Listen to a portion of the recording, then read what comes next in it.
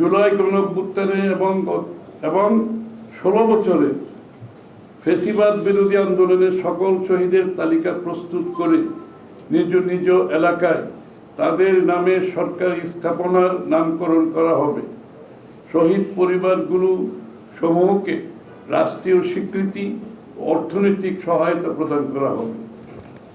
গণ অভ্যুত্থানে ও ফ্যাসিবাদ বিরোধী আন্দোলনে যেসব গণতন্ত্রকামী ব্যক্তি পঙ্গু হয়েছেন, চোখ হারিয়েছেন, তাদেরকে স্বীকৃতি, চাকুরির সহায়তা প্রদান করা হবে।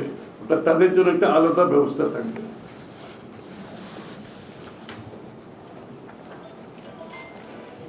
কৃষি খাত ও গ্রামীণ উন্নয়ন, কৃষকের নামে জমির পরিমাণ ও খতিয়ান সহ প্রয়োজনীয় তথ্য সম্বলিত ফার্মার্স কার্ড চালু করা হবে। বর্গা চাষি ও ক্ষুদ্র কৃষকের জন্য কমপক্ষে একটি মৌসুমী ফসলের জন্য সম্পূর্ণ উৎপাদন খরচ রাষ্ট্রের পক্ষ থেকে বহন করা হবে। এটা ছোট কৃষকের। এর ফলে উৎপাদন বৃদ্ধি পাবে, কৃষি জমি অনাবাদি থাকবে না, ভূমিহীনদের জন্য কর্মসংস্থান তৈরি হবে।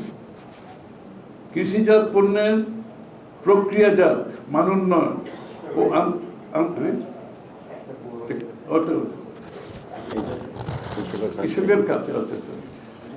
কৃষকের কাছে ইউনিয়ন পর্যায়ে রাষ্ট্র ন্যায্য মূল্যের ভিত্তিতে সরাসরি উৎপাদিত পণ্য ক্রয়ের উদ্যোগ গ্রহণ করবে এবং দেশব্যাপী কোল্ড স্টোরেজ তৈরি কাজ শুরু হবে। এই বিষয়টা সবসময় বলা হয় কিন্তু এফেক্টিভলি করা হয় না। এই যে কৃষকের কাছ থেকে ইউনিয়ন পর্যায়ে ন্যায্য মূল্যে যে তাদের উৎপাদিত পণ্য ক্রয়ের ব্যাপারটা অত্যন্ত গুরুত্বপূর্ণ। এটা আমাদের ফুড সিকিউরিটি, কৃষকের ন্যায্য মূল্য এবং সাপ্লাই সাইডটা নিশ্চিত করে। কৃষিজাত পণ্যের প্রক্রিয়াজাত মানোন্নয়ন, আন্তর্জাতিক বাজারে প্রবেশের সুযোগ সৃষ্টি করে কৃষি খাতকে রপ্তানিমুখীকরণ করে গড়ে তোলা হবে। আমাদের কৃষিতে যে বিষয়গুলো আছে, এগুলো আমরা রপ্তানি পণ্যে পরিণত করার যে বিষয়টা, সেটা নেগলেক্টেড থাকে সবসময়, এবং সেজন্য এটা আগামী দিন আমরা চেষ্টা করবো এগুলোকে যাতে রপ্তানিযোগ্য করা যায়, এটা ট্রেডেবল, আন্তর্জাতিক বাজারে ট্রেডেবল করা যায়।